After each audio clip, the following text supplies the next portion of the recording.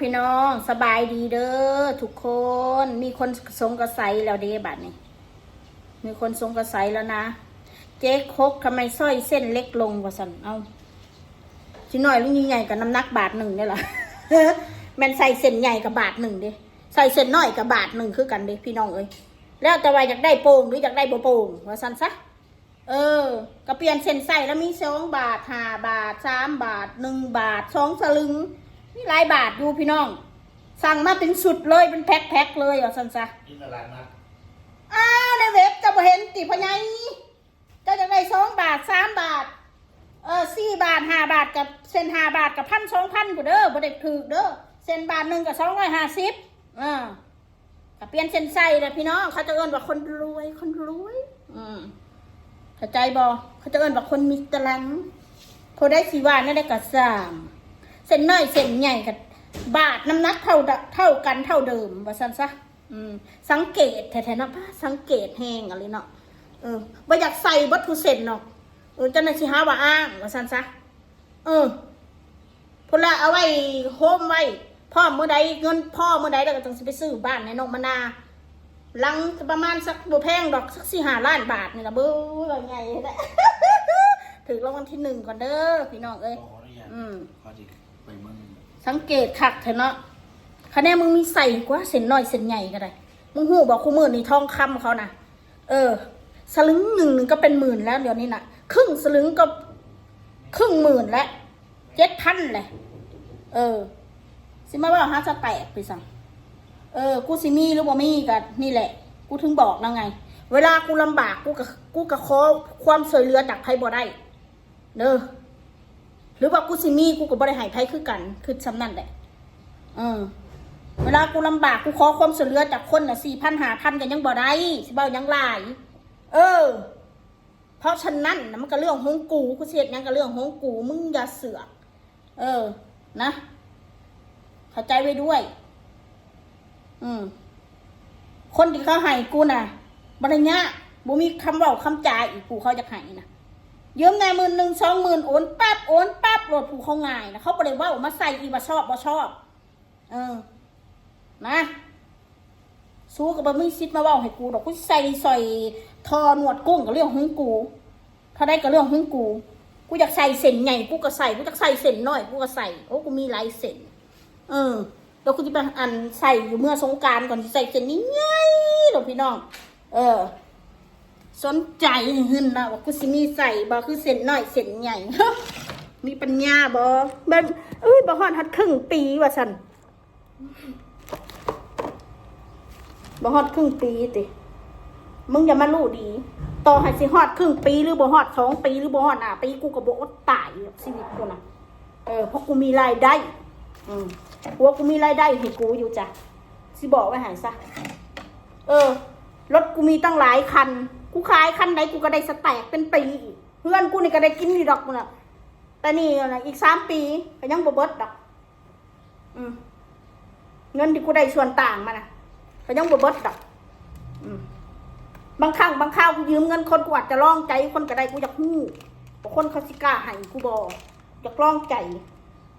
บางคนเขาก็ว่าเป็นพี่เป็นน้องลองเบิ้งลองใจลองเบิ้งเงินสับนี่ยืมได้บ่เนาะยืมบ่ได้ก็บ่ต้องเว้าใส่แค่นั้นแหละจบบ่ให้บ่ต้องเว้าใส่ให้คือกันฝากให้คิดเงินดัด4-5 พันน่ะบ่ให้ยืมก็บ่เป็นหยังโอ้ยพี่น้องเอ้ยเพราะฉะนั้นน่ะกูบ่ได้แค่ละแม่นกูสิมีเงินหรือบ่มีเงินกูก็บ่ได้แค่หรอกซุมื้อนี้หั่นสิบอกให้สู้ซะเด้อแล้วสู้ก็บ่ต้องมาสังเกตว่ากูมีสร้อยมีแหวนมีหันมีนี่ใส่บ่สู้ก็ต้องมาสังเกตดอกกูอยากใส่กูใส่เองกูบ่อยากใส่สู้บ่เห็นกูใส่แสดงว่ากูขายแล้วว่าซั่นซะคือซ้ำนั่นซะเด้อสู้ก็ต้องมาถามกูดังหน่อยกูก็มีกินอยู่หรอกตอนละมื้อผัวกูก็บ่ให้กูอดตายดอกถึงว่าผัวกูสิขี้ข้านก็ได้อย่างหน่อยเขาก็มีมันสมองที่เลี้ยงลูกเลี้ยงเมียได้ลูกเมียบ่อึดตายบ่อดหิวกับพ่อแล้วผัวกูอาจสิบ่เก่งเป็นสร้างซ่อมคือเขาหรือว่าเป็นสร้างเฮ็ดหันเฮ็ดนี่คือคนอื่นแต่ผัวกูก็บ่เคยให้กูลำบากสิบอกให้ซะจำจะกระโหลกเน่าๆสู้ไว้โลดแต่สู้มาเว้าใส่กูน่ะฮะสู้เห็นยังว่ากูลำบาก สู้เห็นยังว่ากูลำบากบ่สู้เห็นบ่ว่ากูลำบากของใดกูก็อยู่กูก็คิดว่ากูคนบ้านนอกคนหนึ่งอ่ะแต่ยังว่าใช้ชีวิตปกติอยู่ว่าซั่นซะอย่างหน่อยกูก็บ่ได้ไปขอทานคือสู้เว้าแล้วกันเด้อ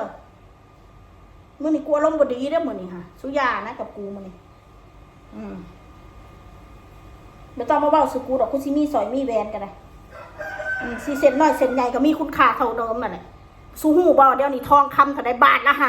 50,000รู้ไว้ซะเด้อทองคำเดียวนี่ค่ะบาทนึงก็50,000แล้ว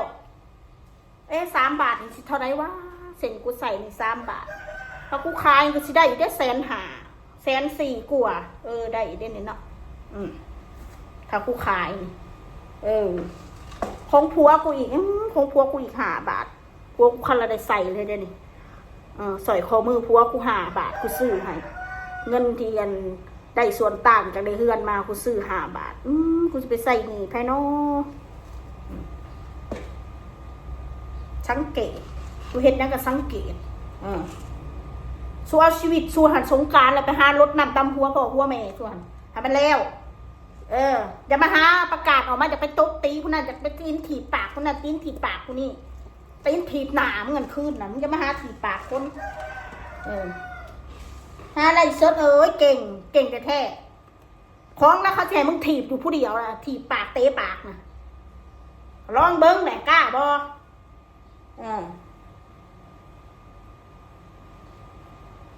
ปากคืนเบ้าคืนนึงอยากเจอเด้กูอยากตบหนามันกูอยากถีบปาก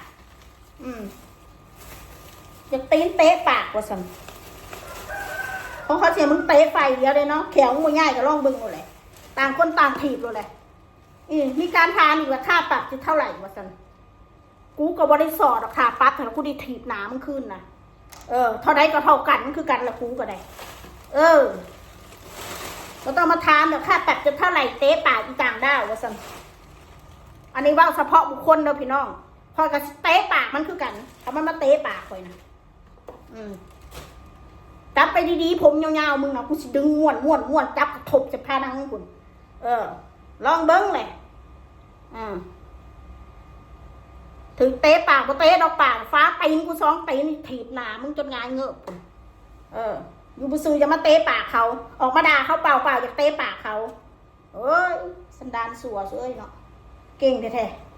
ๆเก่งในหูแตกนะสงกรานต์เนี่ยเนาะแทนที่จะเอาชีวิตชีวาเอาเวลาพวกมึงนั่นไปขายของไปขอทานกันออนไลน์มึงไงคนบริจาคให้สุแดกนะฉลองกันปีใหม่สงกรานต์นะเดี๋ยวกูกับเมื่อฉลองสงกรานต์บ้านกูคือกันพาลูกพาผัวกูเมื่อ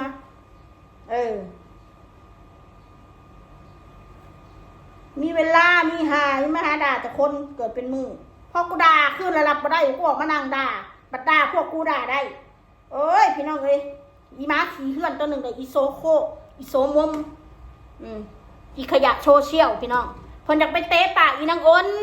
เพิ่นอยากไปเตะปากอยากไปตบปากมันเสียอันปากดีพอซะถ้าก็ตบต่างดาวเสียเท่าไหร่วะสันมึงกับไปเบิ่งอะไรขอกฎหมายนี่อยู่จะเบิ่งอะไรระวังต่างดาวตบปากขึ้นเลยสิรู้สึกเด้อกันหน่อยนะถ้าตบมันอย่าม้าหมูนะถ้าม้าหมูย่อมรับสู่ไปได้ตัวต่อตัวเลยถ้าเก่งนั่นเอาตัวต่อตัวเลยเดี๋ยวกูสิซอยน้องกูเองก่อนอื่นนะมาผ่านด่านกูนี่ก่อนมึงสิไปตบหนาตบปากน้องกูนั่นมาตบกูนี่ก่อนตบให้ได้ซะก่อนสังเกตกูใส่สอยใส่แหวนนี่ถ้าใส่ทองอวดรวยขายบ้านซื้อทองโคตรแม่มึงสิซื้อยังมาไปพิกกระบาลหัวสุดสบัดเงินกูสิมาเดือดร้อนอีหยังล่ะกูยังบอกเลยเวลากูลำบากก็ใส่หากูได้กับไรคือกันนั่นแหละเพราะฉะนั้นอย่ามาบอกปสิมาให้กูพึ่งพาอาศัยเนาะกูสิห้าขี้เกียจคำเบาคนคือกันเข้าใจไปด้วย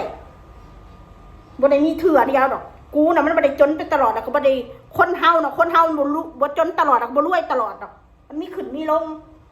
เพราะฉะนั้นอย่ามาดูถูกกันเวลาคนเฮามันเวลามันตกอับเวลามันลำบากนะชีวิตคนเฮานะ โลกใบนี้ฮัตักซิวได้ขู่กับมนุษย์ไปได้สำใดสู้กับเบิ่งแน่หูมึนตาเบิ่งว่าแต่ละมือนะจะตายมือใดก็ยังบ่ฮู้ไปละกูสุน